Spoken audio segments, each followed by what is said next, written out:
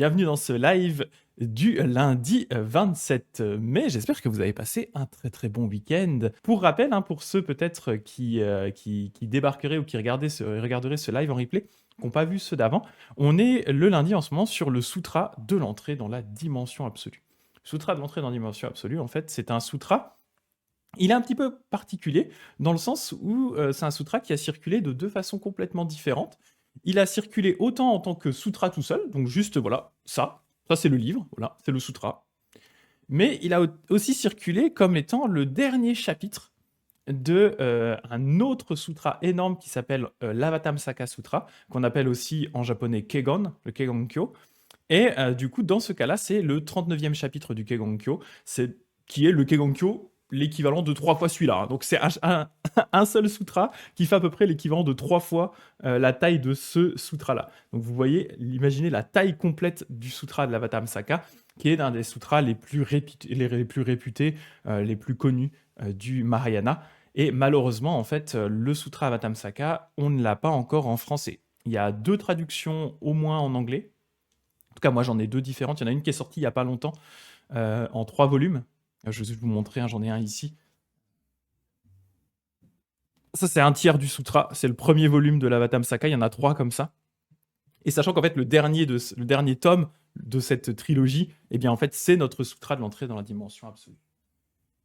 Et donc, ce sutra, eh bien, qu'est-ce qu'il raconte, le sutra de l'entrée dans la dimension absolue? Eh bien, il raconte le pèlerinage d'un jeune bodhisattva qui s'appelle Sudana.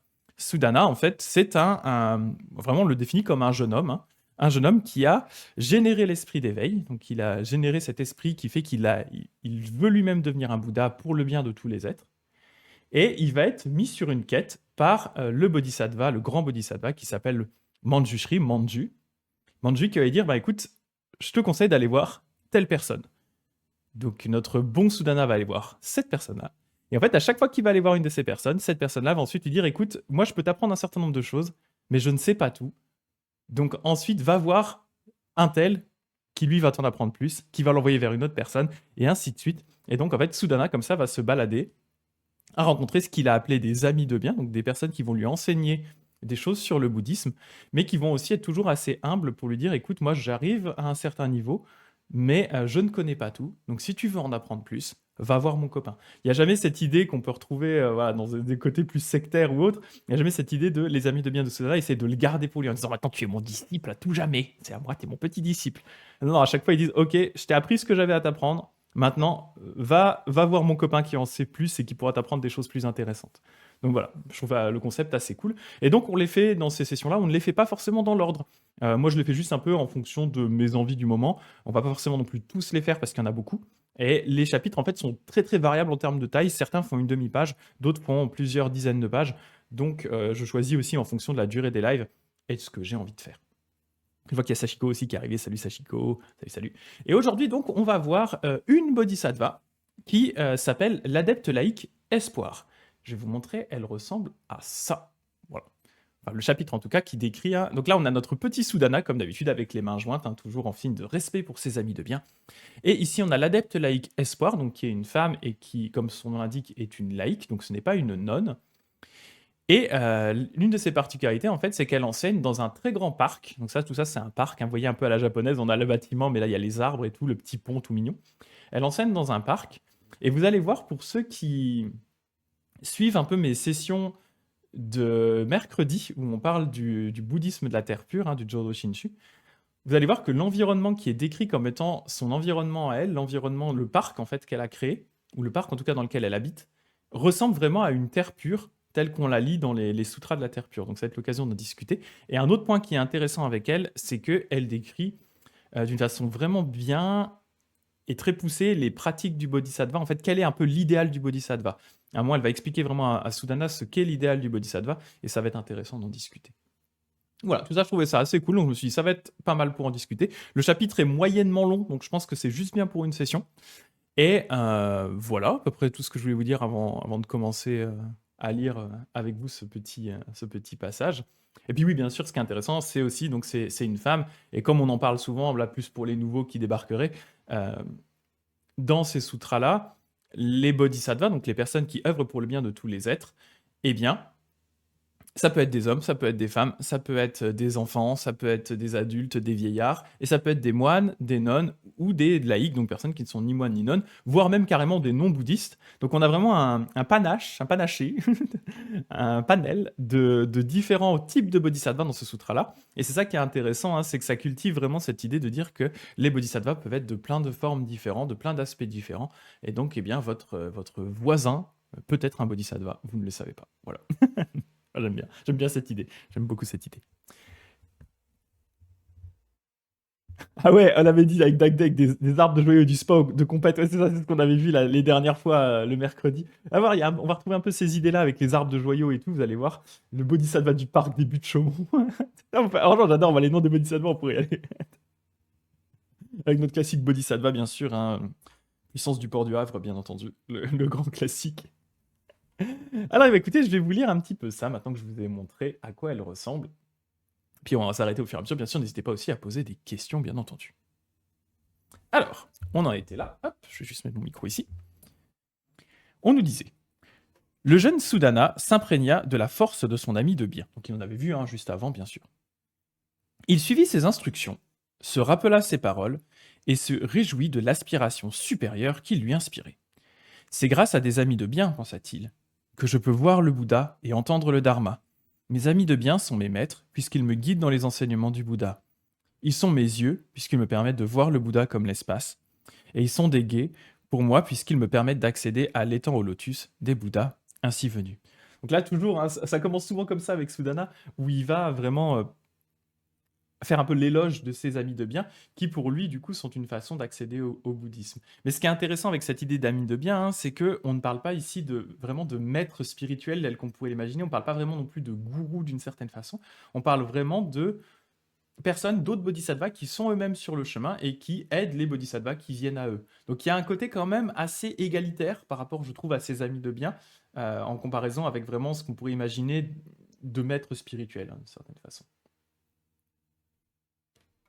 Progressant vers le sud, il atteignit le pays de la marée montante et vit le parc des ornements universels. Donc c'est là où se trouve du coup l'adepte laïque Espoir. Celui-ci, entouré de murs de pierreries, s'ornait de rangées d'arbres couverts de joyaux. Donc là, on commence à arriver déjà dans les descriptions un peu type terre pure avec les arbres de joyaux. Hein. Depuis les arbres fleuris de gemmes, tombaient des fleurs merveilleuses dont le sol était jonché. Des arbres chargés de précieux parfums émanaient des senteurs qui embaumaient dans toutes les régions de l'espace. Des arbres ornés de guirlandes de pierres précieuses, de grands colliers de gemmes, pleuvaient de toutes parts. Des arbres rois des joyaux magiques pleuvaient de grands joyaux qui scintillaient dans tous les sous-bois. Des arbres à étoffes précieuses tombait une pluie de robes multicolores, se répandant sur les êtres qui en avaient besoin. Les arbres à musique répondaient aux caresses du vent en émettant des sons d'une beauté passant toutes les mélodies célestes. Ça, c'est vraiment une description qu'on a lue dans le grand sutra d'Amida. Le fait que le vent, quand il passe dans les arbres joyaux, ça fait une musique qui est des mélodies célestes en fait qui vont enseigner le bouddhisme. De chaque arbre couvert d'ornements, les objets les plus singuliers comme les plus précieux tombaient en pluie pour embellir chaque détail, en ces lieux où la terre était très pure et le sol parfaitement égal. Pareil, l'idée du sol égal, hein, c'est une caractéristique des terres pures, ils sont censés être tout plat. Moi j'aime bien quand il y a des montagnes, mais eux ils aimaient bien quand c'était tout plat. Au milieu du parc se dressait 1 million de palais entièrement constitués de joyaux magiques. 1 million de pagodes couvertes d'or fin et 1 million de sanctuaires sertis de joyaux de Vairocana. Vairocana, c'est le Bouddha primordial. Il y avait 10 000 bassins en pierreries, cernés de balustrades d'or et d'argent, de lapis-lazuli, de cristal, de nacre, d'agate et de perles. 4 escaliers pourvus de rampes, faits des mêmes matières précieuses, menaient à l'eau 8 fois parfaite, qui de sa pureté comblait chaque bassin. Vraiment la même description pareil que dans le sutra d'Amida. Cette eau dégageait un parfum de santal céleste, reposé sur un fond de sable d'or piqué de perles hyalines. Des canards et des oies sauvages, des ponts et des coquillas. Je ne sais pas ce qu'est un coquillas. Qu'est-ce qu'un coquillas?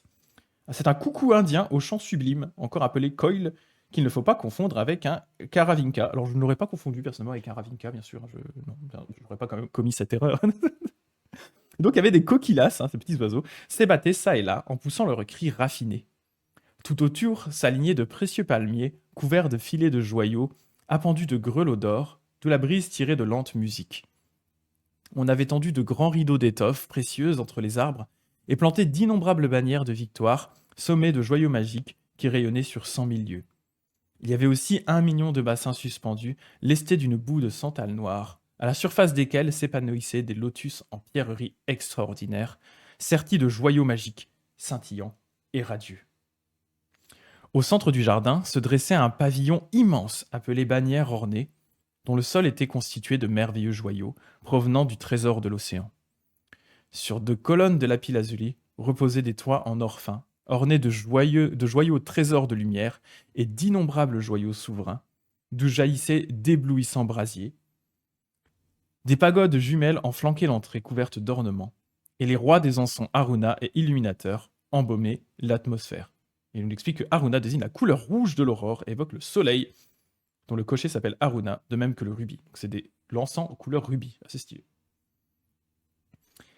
À l'intérieur de la grande salle étaient disposés d'innombrables trônes de lotus en pierres précieuses, du genre joyaux qui illuminent les 10 vents de l'espace, joyaux de Vairocana, joyaux qui éclairent le monde, joyaux trésor des merveilles, joyaux trésor des lions, joyaux trésor immaculé, joyaux d'accès universel, joyaux parure de lumière, joyaux établis dans la pureté du grand trésor, de l'océan, et joyaux lion du diamant. Dans le jardin intérieur était en outre tendu 1 million de tentures tissées d'étoffes, de guirlandes, de parfums, de fleurs, de rameaux, de joyaux magiques, d'or, d'ornements, de musique, de prodiges du roi des éléphants, de prodiges du roi des chevaux, et de joyaux merveilleux portés par Indra, un des dieux, 1 million de tentures différentes. Au-dessus flottaient 1 million de grands filets noués de substances précieuses, des filets de grelots, d'ombrelles et de corps incrustés de joyaux, des filets de perles de trésors de l'océan, des filets de joyaux en verre noir, de joyaux lions, de joyaux clairs de lune, des filets en volutes d'encens dessinant maintes silhouettes, des filets de couronnes de joyaux et de colliers de pierreries. 1 million de filets différents, 1 million de rayons lumineux, étincelants, jaillissaient de toutes parts, qu'émettaient des joyaux magiques flamboyants, trésors de soleil, bannières de lune, flammes parfumées, victorieux trésors, trésors du lotus, bannières enflammées, phares immenses, illuminateur des divans de l'espace, et lumière parfumée. 1 million de rayons lumineux différents. Sous une pluie d'1 million d'ornements, 1 million de bâtons d'encens de santal noir brûlés en produisant des crépitements extraordinaires. 1 million de plus que divines fleurs de mandara jonchaient le sol. La mandara, c'est un arbre corail qui fait partie des arbres célestes. Voilà. 1 million de plus que divins colliers ornaient toutes choses.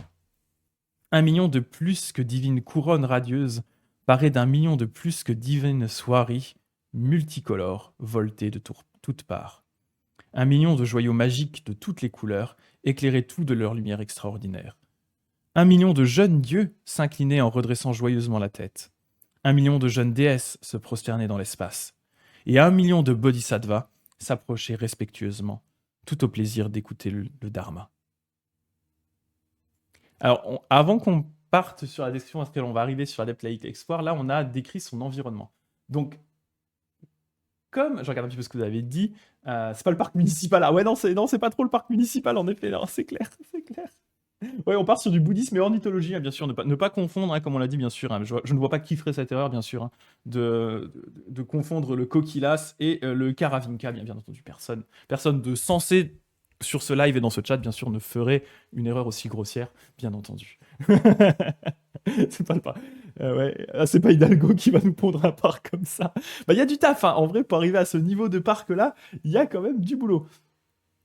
Je retiens quand même que la terre pure, c'est les Pays-Bas améliorés. Ah, c'est tout plat, apparemment. C'est censé être tout plat. Ah, pouvoir se baigner dans la Seine d'un bleu lapis-lazuli que dit Inochichi, c'est clair. Je veux pas y être trop évident, mais je crois pas trop à ce projet. Bah, c'est vrai que si quelqu'un vous présente ce projet-là, ça paraît un petit peu quand même fort de café quand même. Hein. Je doute, je doute que ça passe niveau finance. Alors, ce qui est intéressant à nouveau ici, hein, c'est cette description qu'on a du jardin dans lequel habite et pratique l'adepte laïque espoir, c'est vraiment littéralement la description d'une terre pure. On a des parallèles dans tous les sens entre cette description-là et la description de la terre pure du Bouddha Amida, telle qu'on l'a vu le mercredi.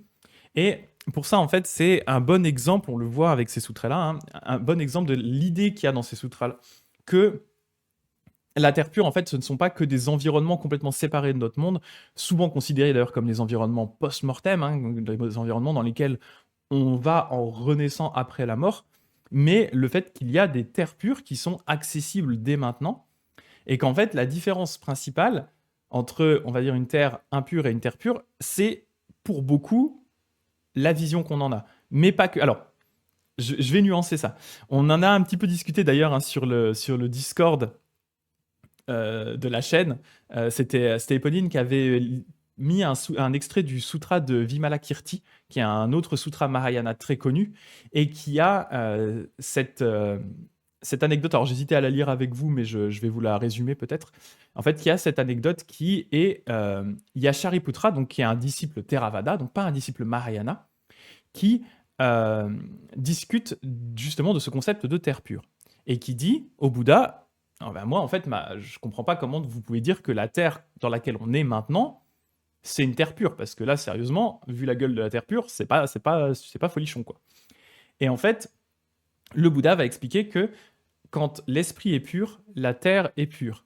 Et en fait, il va montrer ça à Shariputra en tapant avec ses petits doigts de pied. Je crois qu'il fait ça avec ses doigts de pied. Il fait POC, et d'un coup, l'environnement se purifie tout autour de lui, et il voit en fait la même chose que verrait un bodhisattva. En fait, il voit globalement ce qui est décrit ici dans le jardin.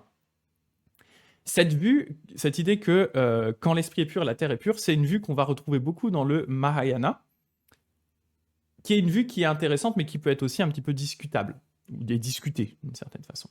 Dans le sens où la justification que donne Shakyamuni dans le Sutra de Vimalakirti par rapport à ça, c'est de dire que, en fait, il manifeste une terre impure pour que les gens aient l'occasion de pratiquer d'une certaine façon. Alors moi, je suis pas extrêmement fan de ce concept et cette idée de dire on va manifester une terre impure pour que les gens puissent pratiquer, parce que une terre impure, c'est une terre de souffrance d'une certaine façon. Je trouve la justification un petit peu moyenne, et c'est marrant, je fais une petite digression qui n'a pas grand-chose à voir. Je lisais un texte de Paco Mtielman dernièrement sur les gnostiques. Alors, je sais que Paco Mtielman est des fois discutable par rapport à son interprétation des gnostiques, mais il y avait un point qui était assez intéressant dans son texte, où il parlait du fait qu'il y a eu une controverse, à un moment, une discussion entre, je ne sais plus quel apôtre, et Simon le magicien, qui est un gnostique. Et justement, il y avait une discussion un petit peu similaire sur si Dieu était parfait, pourquoi est-ce que notre monde a autant de souffrance? Et la justification de l'apôtre, c'est de dire qu'il faut qu'il y ait de la souffrance pour que les gens derrière eh bien, puissent devenir des saints et puissent pratiquer pour aider les autres. Donc je suis genre, la justification, j'aime pas trop l'idée. Donc voilà, mais c'est une justification à cette histoire de quand l'esprit est pur, la terre est pure. C'est une justification qui a été utilisée pour expliquer le fait que, en fait, si vous arrivez à voir le monde correctement, le monde est tout simplement une terre pure. Donc moi, je dis toujours, je comprends l'idée. Faites attention quand même avec cette idée-là, du fait de dire que du coup, c'est la porte ouverte à dire la souffrance n'existe pas. Il y a quand même beaucoup de gens qui souffrent dans ce monde, c'est clairement pas une terre pure. Par contre, là où je rejoins la description qu'on vient de lire dans le sutra de l'entrée dans la dimension absolue, ce qui est intéressant, c'est de voir qu'il peut, dans ce monde qui est globalement une terre de souffrance, hein, c'est quand même la base du bouddhisme, c'est de dire que la première vérité de ce monde, c'est la souffrance, de dire que dans ce monde qui est quand même globalement caractérisé par la souffrance, il y a quand même cette idée qu'il y a des zones, des moments, alors ça peut être des zones en tant que vraiment espace physique, mais aussi des moments en tant que vraiment espace temporel, dans lesquels la terre pure s'interpénètre avec notre monde, et on voit des éléments de terre pure dans notre monde. Et là, c'est ce qui se passe avec Sudana quand il rentre dans ce parc. Est-ce que c'est parce que sur ce moment-là, il est vraiment content d'aller voir l'adepte laïque Espoir, il sait que c'est une bonne personne, il sait que c'est l'environnement dans lequel elle aide les gens, c'est un environnement dans lequel vraiment elle pratique la voie des bodhisattvas, un environnement qu'elle essaye de purifier par sa pratique.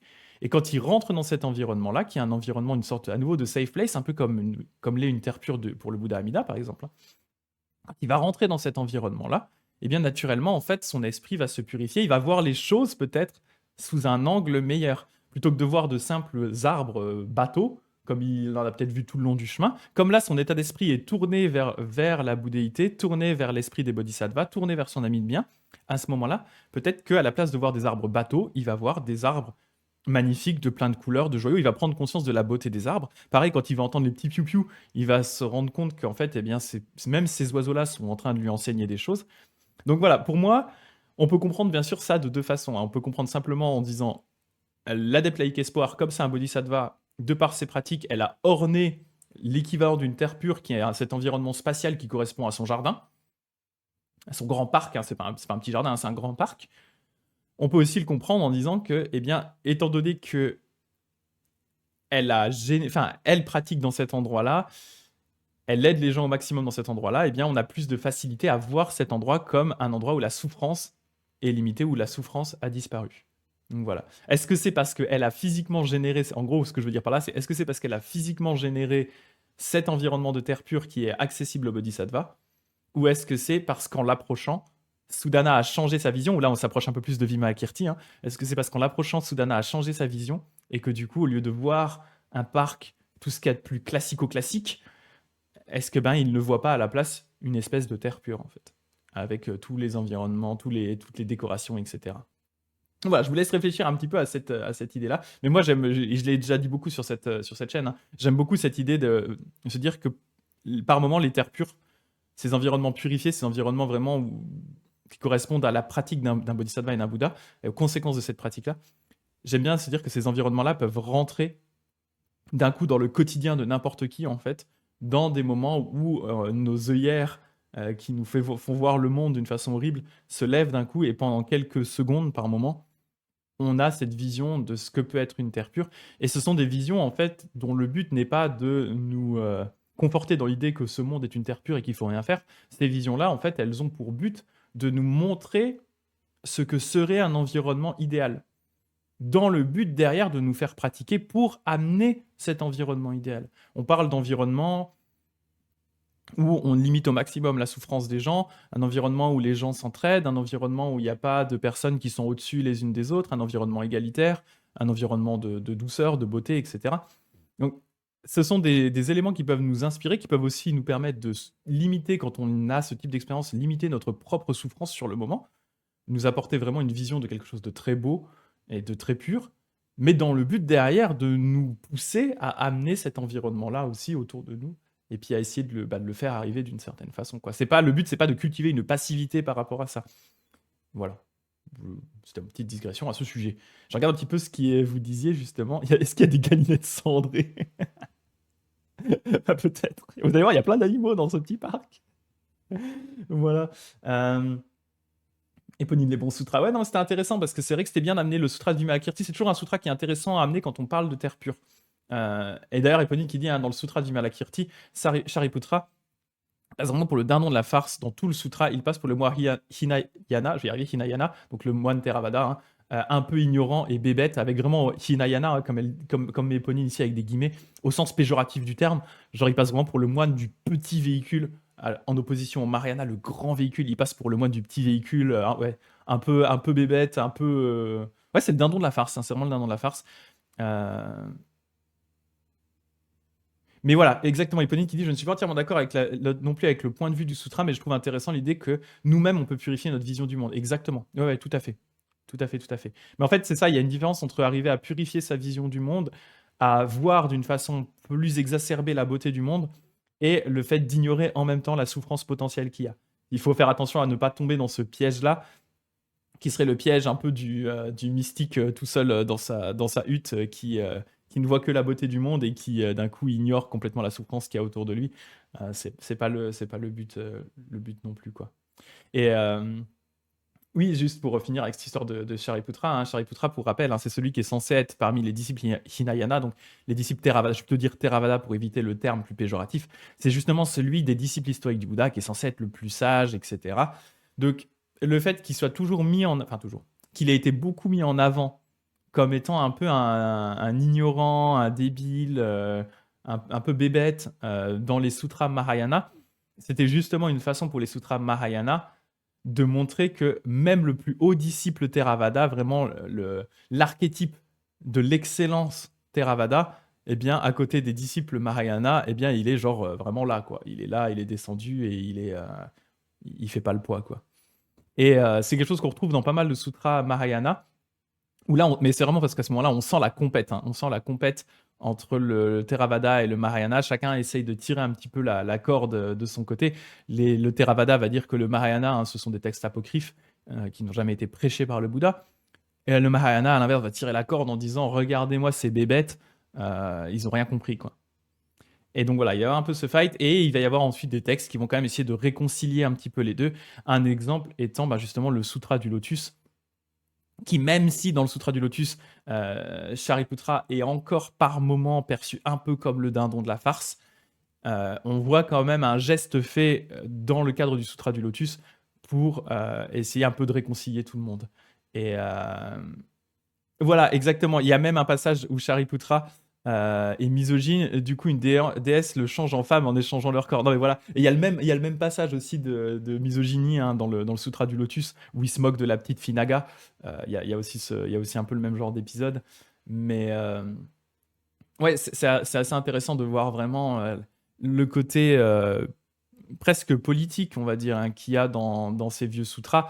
Politique dans le sens, enfin politique et théologique dans le sens où vraiment on voit des factions de bouddhisme euh, qui essayent, de par des sutras, de défoncer l'autre, en fait, hein. C'est de l'argumentaire, c'est du débat, et puis c'est aussi un peu de la diffamation, hein. Franchement, sur ces sutras Mahayana, avec le traitement qu'on a de Shariputra, on est vraiment quasiment sur de la diffamation, le faire passer pour vraiment beaucoup plus bête que ce qu'il était réellement, quoi.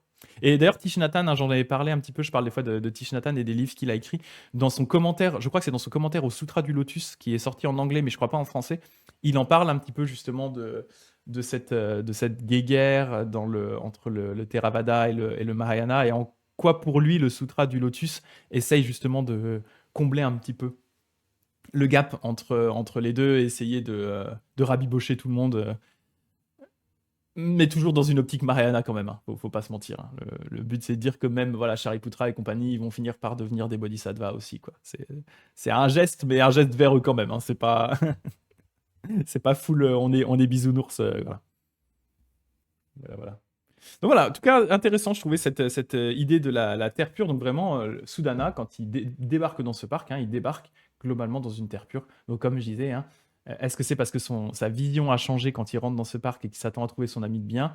Est-ce que c'est parce que l'ami de bien a manifesté vraiment une sorte de terre pure? Est-ce que c'est un mélange des deux? Je vous laisse à chacun, bien sûr, le choix de tout ça, de décider ce qui vous paraît le plus intéressant et plausible pour vous, votre compréhension, votre pratique, bien entendu. Ah mais merci, hein, Eponine, pour le tunnel Vimalakirti, c'était intéressant. Vraiment, en plus d'ailleurs, je l'avais même ressorti au cas où, mais du coup j'ai résumé, je l'avais ressorti pour voir si est-ce que je lisais le passage en question, mais peut-être qu'un jour on fera le sutra de Vimalakirti. Il est quand même intéressant, hein, sur pas mal de points, mais il y a vraiment des passages où il y a des passages très intéressants avec le Sutra de Vimalakirti, hein, notamment le fait que, je finis juste avec Vimalakirti, notamment le fait que ça met en avant l'idée qu'un laïc, donc une personne qui n'est pas moine, puisse atteindre vraiment les plus hauts niveaux de réalisation et puisse même aller en montrer aux moines qui sont censés être quand même normalement de plus haut niveau. Donc voilà, les moines vont aller débattre avec Vimalakirti et Vimalakirti va avoir le dessus. Donc c'est un texte qui est important pour la logique du bodhisattva, qui est de dire que les bodhisattvas ne se limitent pas qu'aux moines. Il peut y avoir des laïcs bodhisattvas, et d'ailleurs l'adepte laïque espoir qu'on regarde aujourd'hui en est un très bon exemple, mais il peut y avoir des laïcs, voilà, bodhisattvas qui sont de plus haut niveau que les moines. Et ça, vraiment, c'est un peu une révolution, parce que dans la logique bouddhiste de l'époque, hein, notamment avec la logique Theravada, vraiment le moine est largement au-dessus du laïc. C'est comme ça, je veux dire, le moine, c'est la personne qui œuvre pour sa propre libération, et le laïc est là pour soutenir le moine en vue d'une potentielle renaissance en tant que moine futur. Donc il y a... voilà, c'est ça, Éponine qui dit, à tous les disciples ont peur d'aller voir Vimalakirti parce qu'il les éteint tous en débat, en fait, c'est ça, il les prend, il les plie en deux à chaque débat, et donc ils osent même plus y aller parce qu'ils ont peur de se faire plier, quoi. Et donc ça, c'est intéressant dans cette logique-là. Après, il y a quelques passages, voilà, notamment cette idée de quand l'esprit est pur, la terre est pure, qui est intéressant, mais qui est à mettre en perspective et à prendre avec des pincettes. Il y a un passage aussi assez intéressant, un moment où Vimalakirti critique Ananda, qui va essayer de soigner le Bouddha, qui va en fait chercher des médicaments pour le Bouddha, avec Vimalakirti qui explique qu'en fait le Bouddha n'est jamais vraiment malade, que c'est qu'une sorte de jeu, de show, de démonstration pour les gens, mais que le vrai Bouddha, en fait, n'est jamais vraiment malade. Et du coup, il critique le pauvre Ananda qui essaye de faire comme il peut. Et puis Ananda, il est trop mignon. Alors, voilà, j'aime pas qu'on embête Ananda, moi, perso. Je suis très team Ananda. Donc. Voilà, bah après, c'est un texte qui est vraiment intéressant, qui n'est pas si long que ça. Donc c'est vrai que ça pourrait être intéressant de le faire en live à l'occasion, vraiment. Ouais. Bah, ça me permettrait moi aussi de le réétudier. Je ne l'ai pas relu depuis quelques temps, donc je l'avais lu une fois en anglais, une fois en français, je crois. Et ça peut être intéressant de le relire, ouais, complètement. Voilà, bah écoutez, je vous propose qu'on continue un petit peu. Donc, après avoir décrit ce magnifique environnement purifien dans lequel se trouve la jeune laïque Espoir, eh bien, on va aller voir un petit peu la laïque, à quoi elle ressemble, justement. Alors, on en était ici. Donc on avait dit qu'il y avait 1 million de jeunes dieux qui s'inclinaient en redressant joyeusement la tête, 1 million de jeunes déesses se prosternaient dans l'espace, 1 million de bodhisattvas s'approchaient respectueusement, tout au plaisir d'écouter le dharma. Et donc là, on va nous décrire la jeune laïque Espoir. D'ailleurs, on ne sait pas si elle est jeune, je dis jeune depuis tout à l'heure, en fait ça se trouve elle a genre 60 ans, j'en sais rien. L'adepte laïque Espoir était assise sur un trône d'or. Elle portait un diadème, festonné de perles, trésors de l'océan. Des bracelets d'or incrustés de plus que divine gemmes lui enserraient les bras au-dessus des coudes et au niveau des poignets. Sous le filet de grands joyaux qui lui ornaient la tête, ses cheveux noirs lançaient des reflets rouges. Au-dessus de ses oreilles rutilaient des joyaux magiques gueules de lion. C'est très stylé ça. Et à son cou pendait un collier du roi des joyaux comble désir. Son corps était entièrement drapé dans un filet composé de toutes les matières les plus précieuses. Des milliards et des milliards de créatures se tenaient humblement et respectueusement prosternés devant elle. De l'Est étaient venus d'innombrables êtres, à commencer par les dieux Brahma, les dieux des assemblées de Brahma, les grands Brahmas, les prêtres de Brahma et les dieux souverains, jusqu'aux humains et aux non-humains de toutes les espèces. Et il en était venu autant du sud, de l'ouest, du nord, des points collatéraux du zénith et du nadir. Tous ceux qui voyaient l'adepte laïque étaient soulagés de leur maladie, purifiés de leurs émotions négatives, libérés des épines de l'opinion, allégés des montagnes de leur voile, et tous ils accédaient à la sphère très pure où rien ne fait obstacle. Je reviens juste, je fais une petite pause. Ce que je trouve intéressant avec l'adepte laïque Espoir aussi, c'est que dans son parc, en fait, il y a vraiment tout le monde qui est accueilli. Donc il n'y a pas que des dieux, des bodhisattvas et tout. Il y a aussi vraiment des humains. Et on nous dit, il y a même en fait des non-humains. Il y a des animaux en fait qui sont là et qui sont tous prosternés. Donc moi, je vous laisse imaginer la scène. D'ailleurs, c'est un peu dommage que ici, ils aient pas représenté les petits animaux qui sont prosternés. Genre, ils auraient pu faire, je sais pas, un petit scarabée prosterné, un petit chat là. Ils auraient pu mettre plein de petits animaux trop mignons qui sont prosternés. Donc, faut imaginer, t'as tous les animaux qui sont prosternés en mode full Disney devant l'adepte laïque Espoir. Voilà, je sais pas pourquoi cette scène, ça me fait marrer d'imaginer même les petits insectes qui sont comme ça là. Désolé pour ceux qui aiment pas trop les insectes, mais. Voilà, donc tous les animaux et tout le monde sont du coup en vénération devant l'adepte laïque Espoir. Et donc on nous dit que juste le fait de la voir, ça nous aide déjà beaucoup. Continue. Donc juste en la voyant, on disait de même, leurs racines de bien s'en trouvaient accrues et plus claires. Leurs facultés s'en trouvaient nourries. Et ils franchissaient le seuil de toutes les connaissances, de toutes les formules de mémoire, de tous les recueillements de concentration, de tous les grands vœux, de toutes les pratiques merveilleuses et de tous les mérites pour en faire l'expérience directe. Si bien que leur esprit était assez vaste pour rassembler tous les pouvoirs extraordinaires et leur corps assez imbloqué pour fréquenter tous les lieux. Donc en fait, ça leur permet vraiment de devenir directement des bodhisattvas. En fait, tout simplement, juste le fait de la voir et de l'entendre. Le jeune Sudana entra alors dans le parc des ornements universels et le visita avec le plus grand soin. Quand il vit l'adepte laïque sur son trône extraordinaire, il s'approcha d'elle et prosterna sa tête sous les pieds de la jeune femme. Puis il la circumambula d'innombrables fois et lui dit, il va sortir sa phrase classique, il a son petit pense-bête sur la main. Être sublime, j'ai engendré l'esprit de l'insurpassable éveil authentique et parfait, mais je ne sais pas comment les bodhisattvas étudient leur conduite, ni comment ils s'exercent sur leur voie. On m'a appris que vous pourriez m'instruire en ces matières. C'est bien ce que je souhaite. Noble fils, répondit l'espoir, laïque espoir. Je ne possède qu'une seule méthode de libération destinée aux bodhisattvas. Mais tous ceux qui me voient, m'entendent ou pensent à moi, de même que ceux qui m'approchent pour m'honorer d'offrande, ne le font pas en vain. Les êtres qui n'ont pas planté de racines de bien, ceux qui n'ont pas été attirés et accueillis par un ami de bien, ceux qui n'occupent pas la pensée des Bouddhas, ne peuvent pas me voir. Les êtres qui peuvent me voir atteignent l'irréversibilité sur la voie de l'insurpassable éveil authentique et parfait. Ça, c'est assez intéressant aussi, cette idée que, en fait, les gens qui n'auraient pas assez de mérite d'une certaine façon ne peuvent pas l'avoir. Donc c'est peut-être aussi pour ça, hein, que son environnement est aussi pur. Enfin, je ne sais pas quelle est la conséquence l'un de l'autre, mais c'est cette idée que du coup, il faut quand même avoir planté des racines de bien, il faut quand même arriver avec un esprit où on a envie justement de pratiquer, envie de s'améliorer, etc., pour pouvoir voir l'adepte laïque espoir, sinon on passe à côté. Voilà. Et d'ailleurs, ça fait même un peu, ça fait poser la question, hein, vous savez, alors, je vais peut-être pas trop rentrer dans le détail, mais on avait déjà discuté une fois des différents corps de Bouddha. En fait, il y a une théorie bouddhiste qui explique que les Bouddhas ont 3 corps, en fait. Ils ont un corps qu'on appelle le corps de Dharma, Dharmakaya, qui est du coup un corps qui est assez difficile à décrire dans le sens où ça dépasse entièrement la conception. En fait, c'est un corps qui est l'équivalent du Dharma, c'est un corps qui est toujours en repos mais en activité en même temps, qui est complètement indépendant des causes et des conditions. Enfin, c'est quelque chose qui s'est échappé vraiment de... il est équivalent à la dimension absolue, voilà, c'est ce qu'on dit en fait, il est dimension absolue.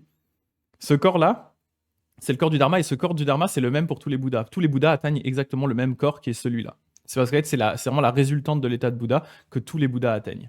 Ensuite, on a le corps qu'on va appeler le corps de rétribution, Sambhogakaya, qui est un corps en fait que seuls les bodhisattvas peuvent boire. Et c'est justement un corps qui est orné, un corps très beau, et qui est justement le corps en général qui est lié à une terre pure. Parce que la terre pure également, c'est une rétribution pour les actions.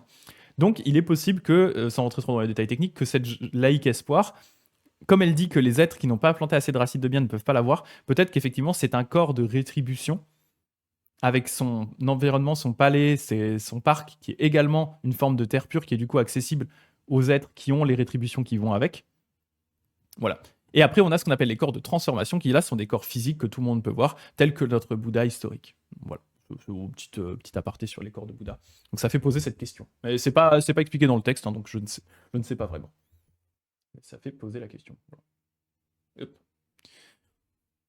Donc elle explique ici, hein, que du coup, ceux qui n'ont pas planté de racines de bien ne peuvent pas l'avoir. Elle dit ensuite, les Bouddhas de l'Est viennent souvent ici, ils prennent place sur un précieux trône et m'enseignent le Dharma. De même, tous les Bouddhas du Sud, de l'Ouest, du Nord, des points collatéraux du Zénith et du Nadir viennent ici. Ils prennent place sur un trône et ils m'enseignent le Dharma.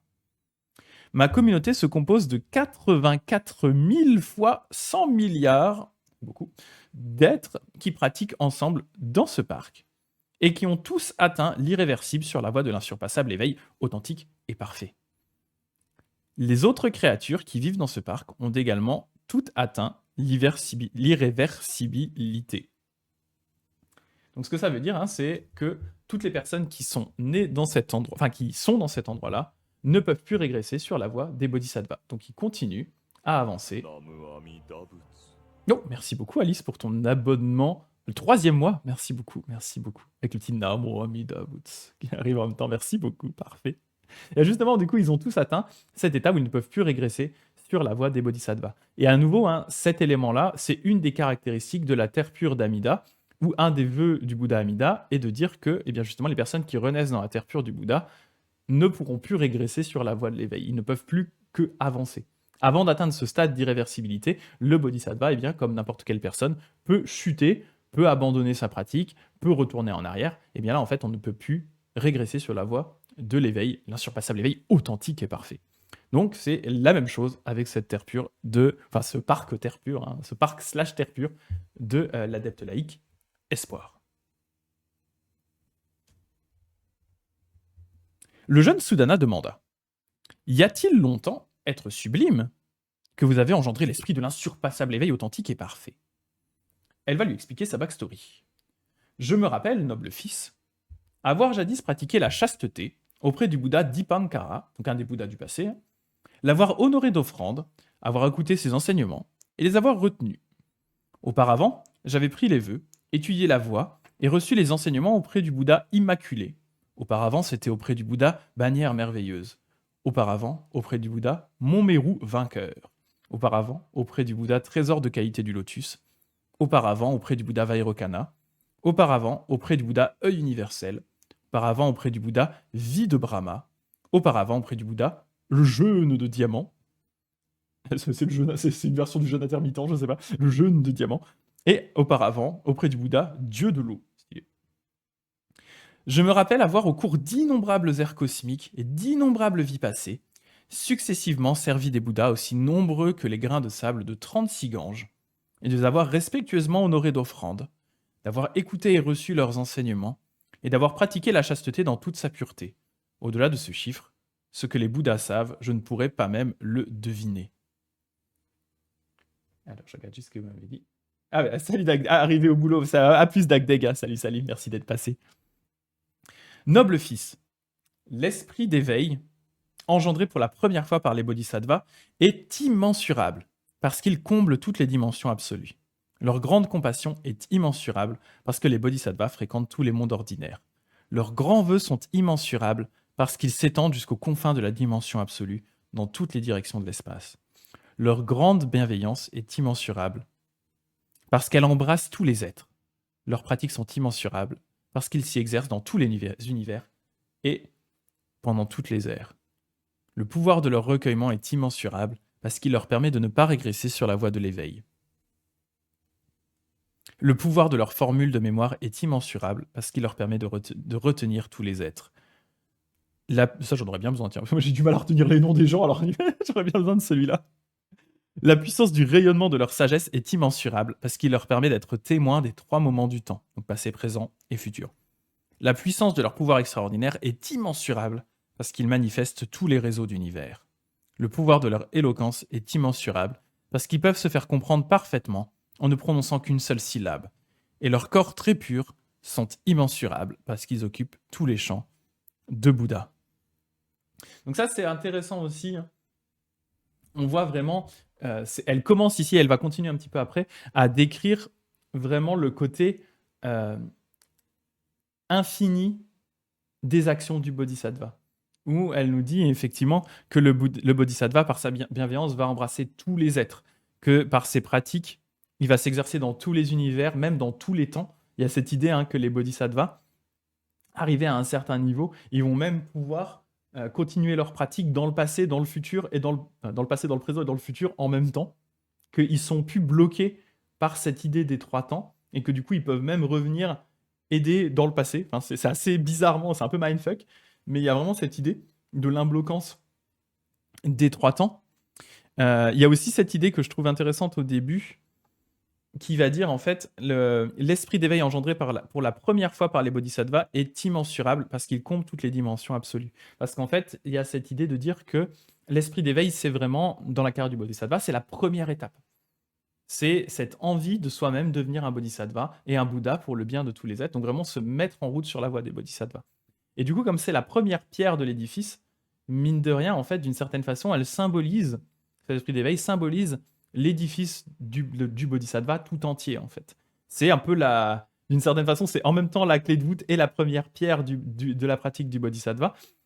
Sans cette pierre-là, tout le reste du chemin n'existerait pas, en fait. Et donc, avec cette idée de l'imbloquance des 3 temps et des choses comme ça, il y a cette idée qu'en fait, la pratique du bodhisattva est déjà tout entière contenue dans cette simple action, enfin simple avec des très grosses guillemets, cette simple action de générer l'esprit d'éveil. On va générer l'esprit d'éveil et en cette action-là se trouve déjà l'entièreté du chemin d'une certaine façon préprogrammée parce que c'est la première pierre, parce que c'est l'élan, parce que c'est la chose qui va nous amener vers l'état de Bouddha et que sans cet élément-là, eh bien, on ne pourrait pas devenir des Bouddhas. Donc voilà, c'est des choses qui sont très importantes et vraiment dans le sutra de l'entrée dans la dimension absolue, comme dans beaucoup de sutras Mahayana, l'esprit d'éveil est vraiment une notion qui est primordiale. Vraiment, vraiment primordiale. Et pour vous faire une petite aparté là-dessus, je vous fais un petit tunnel rapidos. Cette discussion de l'esprit d'éveil, ça va être un gros point de discussion, de débat entre Honen c'est les disciples de Ronen, donc les personnes qui vont fonder vraiment ce qui va être l'école de la Terre pure et les écoles successives qui vont suivre à Ronen, fondateur des écoles de la Terre pure. On aura notamment Shinran avec la véritable école de la Terre pure, Jodo Shinshu. Un des points qui va faire vraiment débat par rapport à ça, c'est que Ronen va nier l'importance de l'esprit d'éveil. Il va en gros dire que l'esprit d'éveil finalement n'est pas important, n'est pas une nécessité tant qu'on s'en remet au Bouddha Amida. Et ça va engendrer des grosses critiques, et notamment des critiques d'un moine qui s'appelle Myoe, qui est un moine qui pratique dans l'école Avatamsaka, donc dans l'école Kegon, pour lesquels ce texte qu'on est en train de lire actuellement est un des textes, et voire le texte le plus important. Parce qu'à nouveau, le Sutra de l'entrée dans les dimensions absolues, c'est le dernier chapitre de l'Avatamsaka. Et c'est considéré comme une sorte de résumé de l'entièreté du Sutra. Et donc, comme vous voyez, ce texte met énormément en avant cette idée de l'esprit d'éveil. Donc, quand un moine comme Ronen, qui est en plus réputé pour être un des moines les plus érudits de son époque, commence à dire que l'esprit d'éveil n'est finalement pas une nécessité, Myoe, il a pété un câble. Il a pété un énorme câble et il a écrit 2 textes de réfutation pour expliquer à quel point c'était catastrophique ce qu'était en train d'expliquer Ronen. Sauf que à ce moment-là, Ronen était déjà mort, donc il ne pouvait pas forcément trop se justifier. Et donc ça va être à ses disciples d'essayer de justifier, on va dire, le point de vue de Ronen par rapport à cette idée de l'esprit d'éveil n'est pas si important. Et l'une des solutions qui va être trouvée par Shinran, donc le fondateur de mon école, le Jodo Shinshu, c'est de dire qu'en fait, pour les personnes qui ne sont pas capables réellement de générer eux-mêmes l'esprit d'éveil, quand on s'en remet au Bouddha Amida, en fait, c'est le Bouddha Amida qui, d'une certaine façon, via ses propres mérites, via cette pratique, devient notre esprit d'éveil. Et pour ça, il va justifier en expliquant toute une histoire, en fait, via un des rois de l'époque qui a fait tuer son propre père et qui a énormément de remords et qui, d'un coup, en fait, en croisant le Bouddha, va générer l'esprit d'éveil alors que de base, il n'avait même pas en lui cette potentielle graine de Bouddha, qui estimait qu'il n'avait aucune possibilité de générer l'esprit d'éveil. Et grâce au Bouddha, il va pouvoir le faire. Donc, en fait, il y a cette idée, Shinran va un peu recoudre le truc, rabibocher tout ça en disant... C'est Amida qui nous carie, et en fait, c'est Amida qui, du coup, est ou génère d'une certaine façon en nous cet esprit d'éveil. Même si nous, on ne serait pas capable, avec notre volonté, notre corps actuel, de générer réellement cet esprit d'éveil qui a quand même des implications qui sont énormes. Si on prend vraiment l'esprit d'éveil au sens le plus strict des sutras, c'est vraiment le vœu de sauver absolument tous les êtres. On l'a vu avec la description qu'en a fait un petit peu l'adepte laïque ici, mais vous allez voir, elle va en parler un petit peu plus juste après, ce que sous-entend réellement le fait de générer cet esprit d'éveil. Ça a d'énormes conséquences si on est sérieux par rapport à ça. Parce qu'il y a des gens qui vont dire oui, bon, ok, je prends les vœux de Bodhisattva, je génère l'esprit d'éveil. Non, c'est pas quelque chose d'anecdotique, c'est pas quelque chose de faible conséquence, c'est extrêmement important. Et donc, pour les gens qui, comme nous, se considèrent comme des gens normaux, qui ne se sentent pas avoir les épaules pour pouvoir réaliser ça, Shinran va apporter la solution de dire, eh bien, en fait, quand vous en remettez au Bouddha Amida, c'est lui, en fait, qui va générer en vous cet esprit d'éveil. Par le fait de vouloir renaître dans la terre pure du Bouddha Amida, en fait, vous générez en même temps cet esprit d'éveil, parce que vous ne voulez pas y renaître pour vous-même, mais pour tous les autres. Et à ce moment-là, en fait, au fur et à mesure qu'on va approfondir cette relation avec Amida, eh bien, en fait, cette volonté de l'esprit d'éveil, cet esprit d'éveil va surgir au fur et à mesure en nous, en fait. Mais tout ça, c'est le travail d'Amida sur nous, et c'est pas, en fait, notre propre force. Parce que nous, on est réaliste qu'en tant qu'être humain, cet idéal nous dépasse complètement. Voilà, sauver tous les êtres, c'est sauver même les moustiques et les tueurs en série. Vraiment pas facile, exactement. Exactement. Ça peut commencer par essayer de ne pas tuer l'araignée qui est là-haut au plafond, par exemple. Désolé les arachnophobes, vous la voyez pas, elle est hors caméra. mais voilà, typiquement, moi j'essaye, plutôt que de buter une araignée, je vais essayer de la mettre dans une boîte et la faire sortir. Si je peux. Après, vraiment, quand c'est des araignées trop grosses, j'ai du mal. Hein. J'ai dû en tuer une l'autre coup parce que vraiment, je ne voyais même pas, elle ne rentrait pas dans ma boîte à araignées, quoi. Elle était trop grosse. Et là, j'étais un peu en panique et ça a dépassé mon arachnophobie, a pris le pas sur ma compassion et du coup, j'ai un peu merdé. Mais en temps normal, j'essaye de, voilà, plutôt que de, soit je les laisse comme elles sont là, soit sinon, je les mets dans une boîte et je les fous dehors. Voilà, plutôt que d'essayer de prendre la solution facile qui consisterait à tuer les choses, tuer les êtres, on peut aussi trouver des solutions qui sont plus plus sympa. Je fais pareil avec les mouches, hein, plutôt que de les tabasser, je les fous dans une boîte et je les remets dehors. Bon, après, elles re-rentrent, mais c'est un petit jeu entre les mouches et moi. Voilà. C'est des choses qui sont possibles. Par contre, effectivement, sauver les tueurs en série, ben, c'est plus compliqué. Mais c'est pour ça qu'en fait, voilà, on reconnaît, nous, dans le Jodo Shinshu, dans ma branche, hein, qu'on est limité. On est des êtres normaux, bateaux. On est limité dans notre possibilité à sauver et à aider les gens autour de nous. On n'est pas, je vais dire, utiliser le terme delusional. Voilà, on n'est pas... on n'a pas un peu ces œillères qui font si, ouais, je vais sauver le monde entier, je suis incroyable. Non, on sait que clairement, on peut pas faire ça. D'ailleurs, Shinran en parle très très bien, hein. Il y a des paroles de Shinran, je reviendrai dessus un coup dans le Tanisho par rapport à un des ouvrages qui recense les paroles de Shinran. Il y a une discussion par rapport à justement la différence entre la compassion, on va dire, que pratiquent les sages, qui sont persuadés qu'ils peuvent aider les autres, et la compassion des gens normaux qui se rendent compte que ben, ils sont limités dans leurs propres actions, et que bah, du coup, nous, c'est via notre pratique liée au Bouddha Amida que ben, on va essayer de s'améliorer, d'aider les gens autour de nous, mais en gardant toujours en tête le fait que bien on n'est pas parfait, on est obligé de s'appuyer sur quelque chose qui est plus grand, plus fort que nous, parce que ben, on est des petits gugus, quoi, des petits gugus normaux, quoi. Voilà, des petits bonhommes, quoi.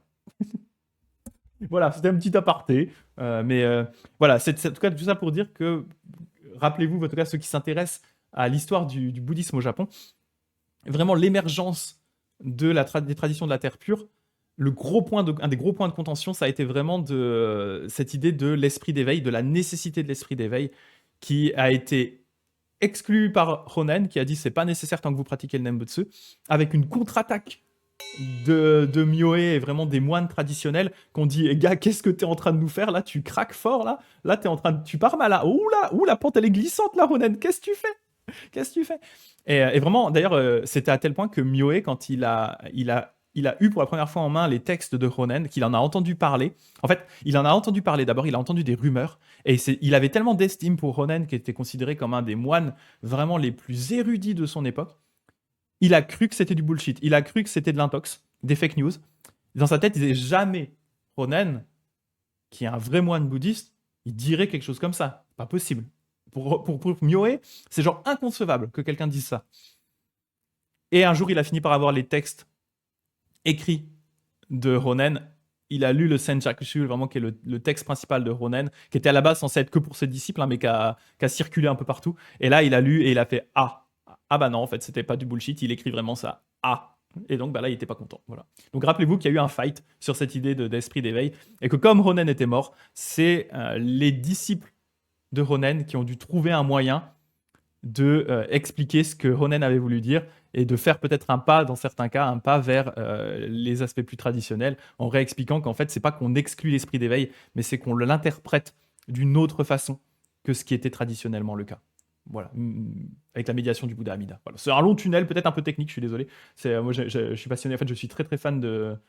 Bien sûr, hein, vous le savez bien, des mouvements de la Terre pure, étant donné que je suis un moine Jodo Shinshu, mais je suis bizarrement extrêmement fan de Myoe.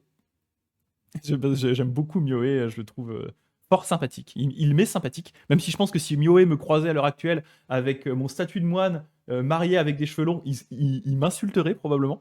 Mais bon, voilà, je le trouve mignon. Et merci à Paltok pour ton follow. Merci beaucoup, très, très sympa à toi. Bienvenue sur ce live. Voilà, bon, c'était une longue digression, mais c'est intéressant parce que ça parle un peu d'histoire du bouddhisme au Japon. Donc pourquoi pas, après tout, pourquoi pas. Voilà. Et d'ailleurs, juste termine avec ce tunnel. Il y a des chercheurs qui pensent que Shinran, donc le fondateur de mon école, Jodo Shinshu, aurait écrit son ouvrage principal, le Kyogyo Shinsho, qui est un ouvrage vraiment érudit, qui n'est pas un ouvrage qui est à destination de ses propres disciples de base, hein, qui pour la plupart parlaient vraiment, ils savaient à peine lire les kanas. Les gens pensent que, enfin, il y a des chercheurs qui pensent que le Kyogyo Shinsho, son ouvrage principal, a été écrit notamment en réponse à Myoe, pour justifier vraiment avec plein de textes, parce que le Kyogyo Shinsho, c'est plein de textes, plein de citations en fait, de sutras, de commentaires, de moines connus, etc. etc. Peut-être en grande partie pour justifier sa vision d'une façon érudite via les critiques, versus on va dire les critiques du moine Myoe qui avait attaqué Honen, le maître de Shinran. Voilà, je finis avec ça. C'était un petit aparté. Donc on continue. Notre petit Sudana, donc, après cette description de l'esprit d'éveil et de la pratique des bodhisattvas, il va poser une question à l'adepte laïque Espoir. Il va lui dire: le jeune Sudana demanda alors: Dans combien de temps être sublime atteindrez-vous l'insurpassable éveil authentique et parfait? Parce qu'il la voit là, avec sa terre pure, les milliards d'êtres autour, et tout, il se dit, waouh, celle-là, elle est genre vraiment, vraiment pas loin d'être un Bouddha. Et donc, l'adepte laïque, elle va un petit peu lui remettre les pendules à l'heure. Voilà ce qu'elle lui dit. Et là, c'est intéressant pour justement la carrière du bodhisattva, pour voir à quel point c'est quelque chose qui nous dépasse. Noble fils, répondit Espoir. Les bodhisattvas n'engendrent pas l'esprit d'éveil pour instruire, aider et discipliner un seul être. Ils ne l'engendrent pas pour instruire, aider et discipliner une centaine d'êtres. Ils ne l'engendrent pas pour instruire, aider et discipliner un indisciple d'indisciples d'êtres. Ils ne l'engendrent pas non plus pour instruire, aider et discipliner tous les êtres d'un univers. Pas plus qu'ils ne l'engendrent pour instruire, aider et discipliner tous les êtres d'univers aussi nombreux que les atomes de l'île du Jamboisier, donc du continent. Hein, comprenez continent, globalement continent indien et compagnie. Hein. Donc, pas plus que pour instruire donc les êtres d'univers aussi nombreux que les atomes de l'île du Jamboisier. Guère plus encore que pour instruire et aider les êtres d'univers aussi nombreux que les atomes d'un système d'un milliard de mondes. Il ne l'engendre pas non plus pour instruire et aider tous les êtres qui peuplent des univers aussi nombreux que les atomes d'un indicible, d'indicibles de systèmes, de milliards de mondes. Donc vous voyez, et là en fait du coup elle continue avec ses négations en allant de plus en plus loin sur les ordres de grandeur, en disant qu'en fait la tâche du bodhisattva elle ne s'arrête jamais. Il y a une infinité d'êtres, la tâche du bodhisattva c'est d'aider tous les êtres, absolument tous. De même, il n'engendre pas l'esprit d'éveil pour honorer un seul ainsi venu, voire pour en honorer un indicible d'indicible. Il n'engendre pas l'esprit d'éveil pour honorer les ainsi venus qui se sont succédés dans un seul univers, ni pour honorer les ainsi venus qui se sont succédés dans un indicible d'indicibles d'univers, ni pour honorer les ainsi venus qui se sont succédés dans des univers aussi nombreux que les atomes d'un système d'un milliard de mondes, ni même pour honorer les ainsi venus qui se sont succédés dans les univers aussi nombreux que les atomes d'un indicible de chant de Bouddha. Donc là, on a dit, hein, du coup, ils ne le font pas pour aider un être, mais pour une infinité d'êtres, pas pour honorer un Bouddha, mais une infinité de Bouddhas.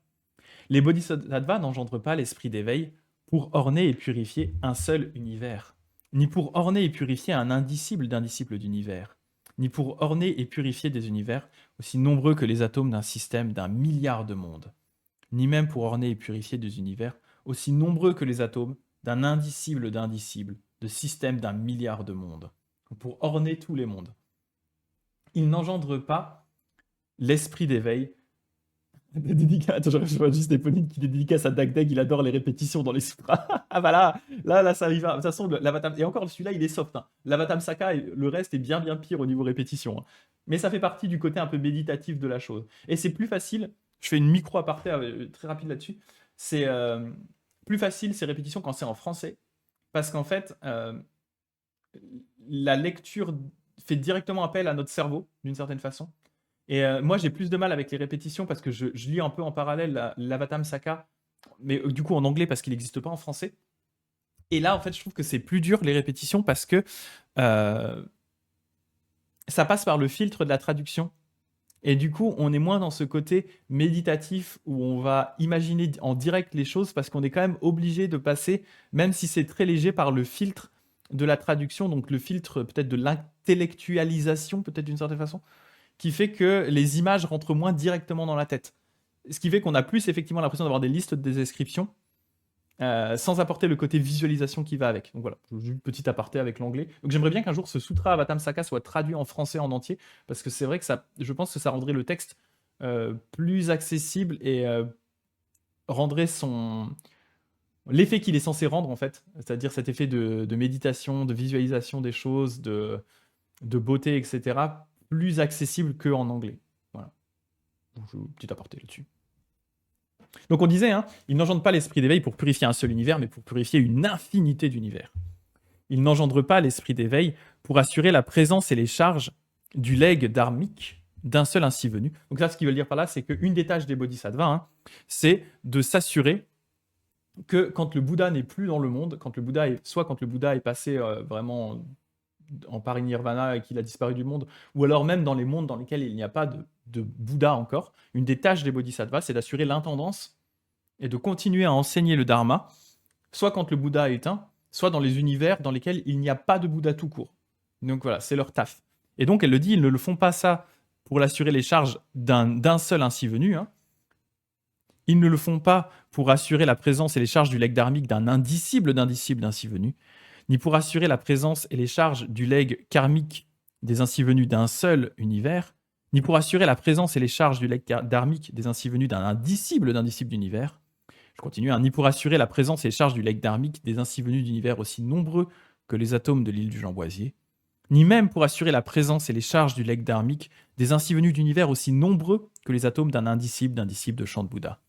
En bref, les bodhisattvas n'engendrent pas l'esprit d'éveil pour accomplir les vœux d'un seul Bouddha, ni pour se rendre dans le royaume d'un seul Bouddha, ni pour se joindre à l'assemblée d'un seul Bouddha, ni pour détenir l'œil du Dharma d'un seul Bouddha, ni pour faire tourner la roue des enseignements d'un seul Bouddha, ni pour connaître la succession des airs cosmiques au sein d'un seul univers, ni pour connaître l'océan des pensées d'un seul être animé, ni pour connaître l'océan des facultés d'un seul être animé, ni pour connaître l'océan des karmas d'un seul être animé, ni pour connaître l'océan des activités d'un seul être animé, ni pour connaître l'océan des émotions négatives d'un seul être animé, ni pour connaître l'océan des proportions karmiques d'un seul être animé, et ainsi de suite.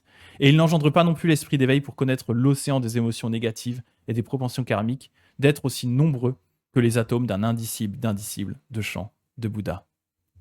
Les bodhisattvas engendrent l'esprit d'éveil parce qu'ils veulent instruire, aider et discipliner tous les êtres sans aucune exception, parce qu'ils veulent honorer tous les Bouddhas sans aucune exception, parce qu'ils veulent orner et purifier tous les royaumes de Bouddha sans aucune exception, parce qu'ils veulent recevoir et détenir tous les enseignements authentiques des Bouddhas sans aucune exception, parce qu'ils veulent accomplir tous les vœux des ainsi venus sans aucune exception, parce qu'ils veulent se rendre dans tous les royaumes des Bouddhas sans aucune exception, parce qu'ils veulent se joindre à toutes les assemblées des Bouddhas sans aucune exception, parce qu'ils veulent connaître la succession des airs cosmiques dans tous les univers sans aucune exception, parce qu'ils veulent connaître l'océan des pensées de tous les êtres sans aucune exception, parce qu'ils veulent connaître l'océan des facultés de tous les êtres sans aucune exception, parce qu'ils veulent connaître l'océan des karmas de tous les êtres sans aucune exception, parce qu'ils veulent connaître l'océan des activités de tous les êtres sans aucune exception, parce qu'ils veulent éliminer l'océan des émotions négatives de tous les êtres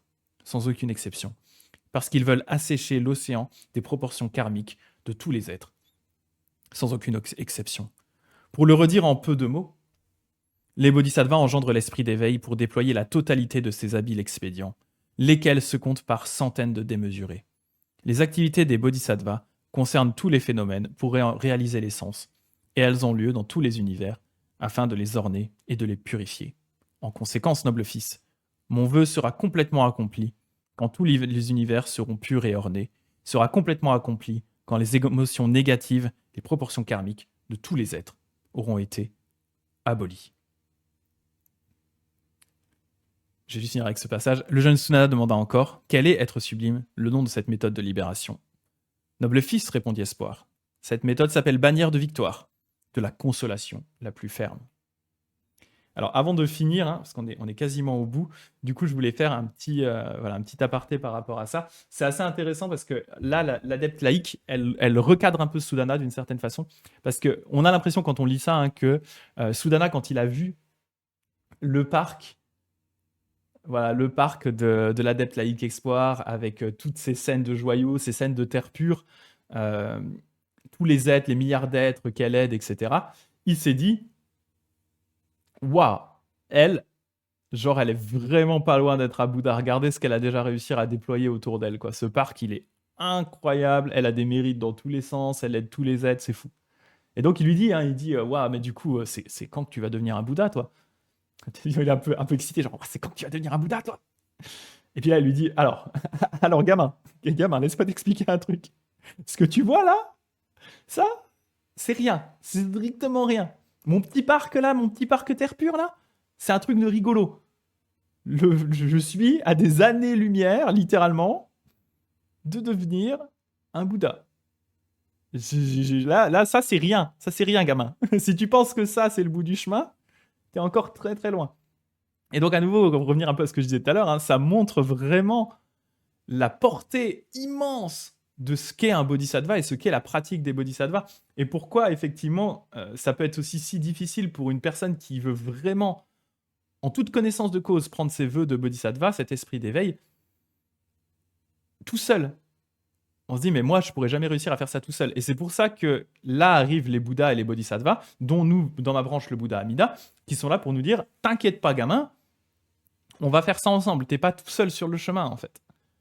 Appuie-toi sur moi, appuie-toi sur mon pouvoir, appuie-toi sur ce que je représente, et ça ira beaucoup mieux, ce sera beaucoup plus simple. Ne va pas imaginer, et d'ailleurs, le sutra de l'entrée dans la dimension absolue est un bon exemple, ne va pas imaginer que tu dois faire ça tout seul.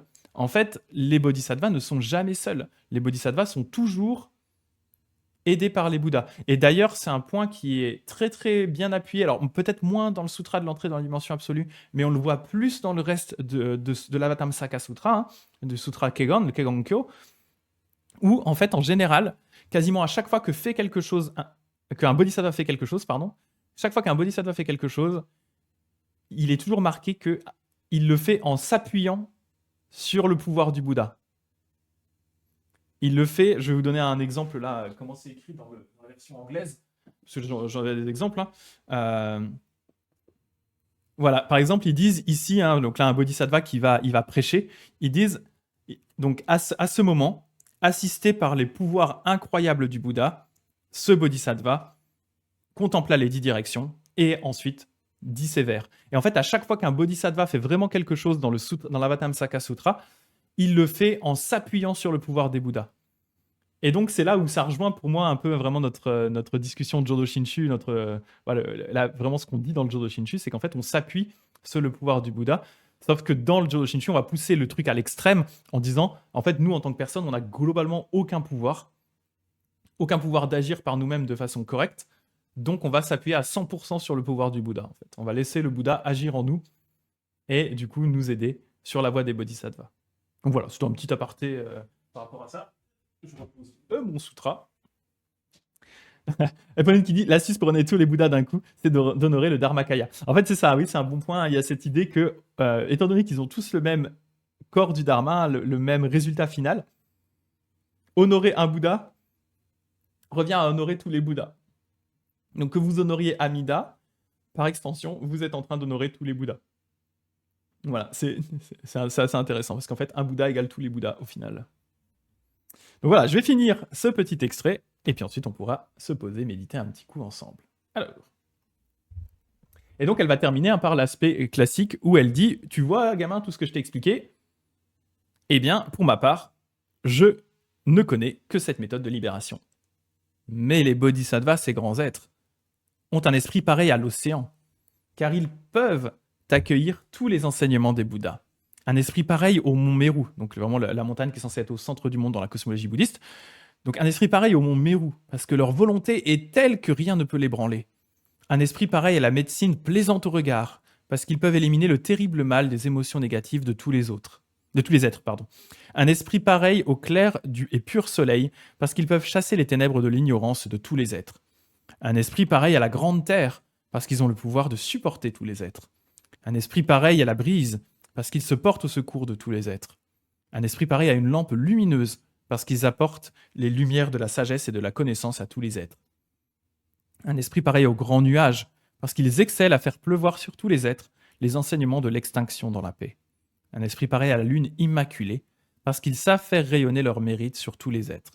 Et ils ont un esprit pareil au souverain Indra, parce qu'ils peuvent protéger tous les êtres. Alors moi, comment pourrais-je connaître et expliquer toutes ces sublimes qualités? Plus au sud, en ce pays de la marée montante, noble fils, s'étendent les terres du royaume de Sans-Paresse, où vit le voyant à l'effroyable voix, qu'on avait déjà fait ensemble, il parlait comme ça, voyant à l'effroyable voix, va donc lui demander comment les bodhisattvas étudient leur conduite et comment ils s'exercent sur leur voie. Le jeune Sudana prosterna alors sa tête sous les pieds de l'adepte laïque Espoir, avant de la circumambouler d'innombrables fois, en la dévisageant avec un immense respect. Et donc voilà, c'était l'adepte laïque. Oh non, j'ai pas fini. Envisageant avec un immense respect, c'est pas fini. Les yeux baignés de larmes douloureuses. Il pensa qu'il était difficile d'atteindre l'éveil. Ah ouais, elle l'a un peu calmé quand même. Hein. Difficile d'atteindre l'éveil. Difficile de rencontrer des amis de bien et de les approcher. Difficile de réunir les facultés d'un bodhisattva et de les purifier. Difficile de trouver des amis de bien partageant les mêmes pratiques. Difficile d'examiner les choses au niveau absolu. Difficile de pratiquer selon les instructions. Difficile de trouver les bons expédients pour exprimer la bonté de son cœur. Et difficile de rencontrer les lumières qui enrichissent les méthodes d'omniscience. Ces réflexions faites, il se retira et s'enfuit. Et donc il va aller voir son prochain ami de bien, le voyant à l'effroyable voix. Voilà notre bon Sudana